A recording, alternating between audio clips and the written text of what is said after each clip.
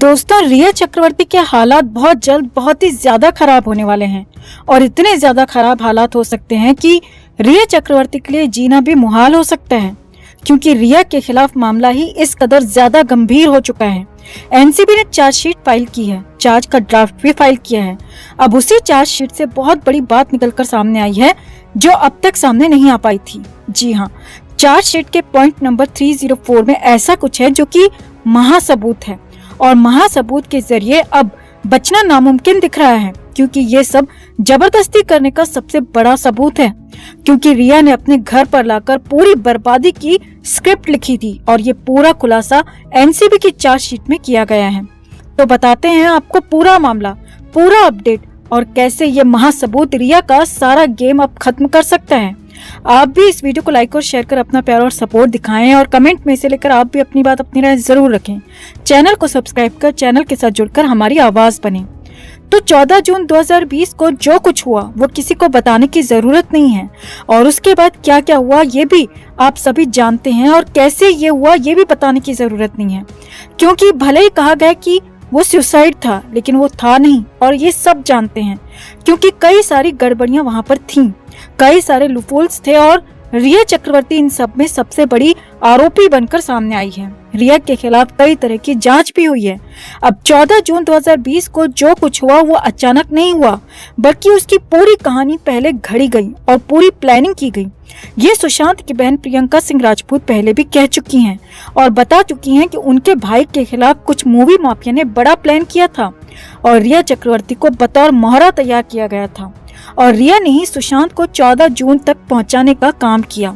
अब यहाँ पर बात हो रही है 14 जून से पहले की, और उससे पहले वाले 6 महीने में बहुत कुछ हुआ था और इसे लेकर एनसीबी की चार्जशीट में लिखा गया है। अब उसी चार्जशीट की बहुत सारी बातें वैसे तो सामने आ चुकी हैं, लेकिन पॉइंट नंबर 304 अब तक बाहर नहीं आ पाया था, जिसमें महासबूत है, महाखुलासा है और सब कुछ साफ साफ शीशे की तरह दिखने लगा है।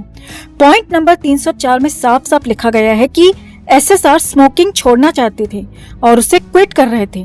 इसके लिए एसएसआर ने पूरी प्लानिंग भी बना ली थी कि वो कैसे स्मोकिंग छोड़ देंगे, कैसे उससे छुटकारा पाएंगे और कैसे इसे छोड़ा जाए, क्योंकि सुशांत का मानना था कि इससे ही ज्यादा चीजें बिगड़ रही हैं। वो खुद पर, अपनी हेल्थ पर और अपने आगे के प्लान्स और गोल्स पर फोकस करना चाहते थे। इसीलिए सुशांत चाहते थे कि वो स्मोकिंग को पूरी तरह छोड़ दें। अब यहाँ पर गलती ये हुई कि एसएसआर ने ये बात रिया चक्रवर्ती के भाई शौविक चक्रवर्ती से शेयर कर दी। जी हाँ, रिया का भाई शौविक चक्रवर्ती जो केस में आरोपी नंबर 7 है, उसके साथ सुशांत ने शेयर कर दिया कि वो अब स्मोकिंग छोड़ना चाहते हैं और यही बात कहकर सुशांत ने खुद के पैर पर कुल्हाड़ी मार ली, खुद की जिंदगी को बर्बादी के लिए उड़ेल दिया, क्योंकि वहीं से बात शौविक ने रिया तक पहुंचा दी और फिर तो मामले को नए एंगल की तरफ मोड़ दिया गया।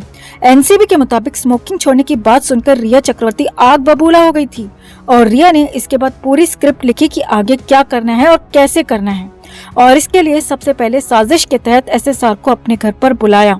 जी हाँ, रिया ने सुशांत को अपने घर पर बुलाया और वहाँ पर उन्हें वही सब कुछ दिया जो कि सुशांत छोड़ना चाहते थे, नहीं लेना चाहते थे, मगर रिया का घर तो ड्रग का अड्डा बन चुका था।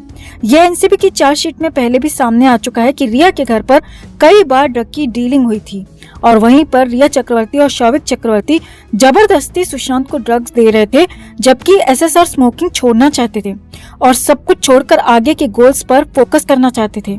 मगर उसके बाद एसएसआर के साथ जबरदस्ती शुरू हो गई।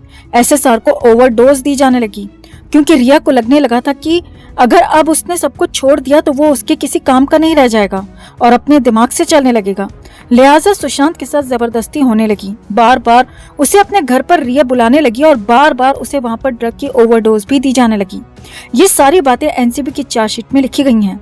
अब पॉइंट नंबर 304 में साफ साफ लिखा है कि रिया ने खुद भी माना था कि उसका घर ड्रग डीलिंग का अड्डा बन गया था और वो भी इस ड्रग डीलिंग में शामिल थी और कई बार शामिल रही थी। ये बात खुद रिया चक्रवर्ती ने एनसीबी की पूछताछ में कही थी, खुद के मुंह से कबूल किया था। आगे देखिए, जो जबरदस्ती की बात अब तक सिर्फ आरोपों में कही जा रही थी वो यहाँ पर सच साबित होती दिख रही थी, क्योंकि कहाँ तो सुशांत ये सब कुछ छोड़कर खुद को बेहतर बनाना चाहते थे, खुद की बेहतर जिंदगी के सपने देख रहे थे और कहाँ ये आरोपी भाई बहन की जोड़ी उसे कुछ करने ही नहीं दे रही थी और उसे अपने घर पर लाकर जबरदस्ती वो सब कुछ दे रहे थे जो कि सुशांत पूरी तरह छोड़ना चाहते थे।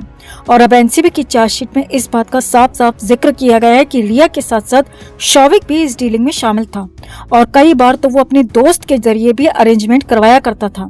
अब हाल ही में प्रियंका सिंह राजपूत ने एक टीवी न्यूज चैनल की डिबेट में कहा है कि उनके भाई के अकाउंट से ही सारे पैसे दिए जाते थे और एनसीबी ने भी साफ कहा है कि भले ही ये डीलिंग रिया या शौविक करते थे लेकिन सारे के सारे पैसे सुशांत के ही अकाउंट से दिए जाते थे और उसी के फंड से ये सब कुछ होता था। यानी कि अब यहाँ पर साफ होता दिख रहा है कि रिया ने अपने फायदे के लिए सुशांत का इस्तेमाल किया और जब वो ठीक होना चाहता था, रिया के बनाए दलदल से बाहर निकलना चाहता था, तब उसे निकलने ही नहीं दिया गया बल्कि उसे और ज्यादा दलदल में धकेल दिया गया। और फिर 14 जून 2020 का दिन आ ही गया और सब कुछ खत्म हो गया।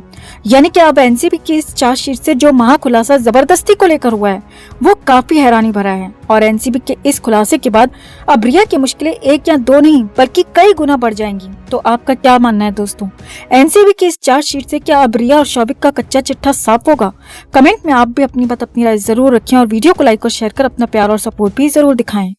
महाराष्ट्र में बीजेपी के नेता और केंद्रीय मंत्री नारायण राणे ने सुशांत सिंह राजपूत और दिशा सालियान को लेकर जो खुलासा किया है उसने इस केस में सनसनी फैला दी है। राणे ने ऐसे ऐसे सबूत पेश किए हैं जिसने ये पूरा केस मोड़कर रख दिया है।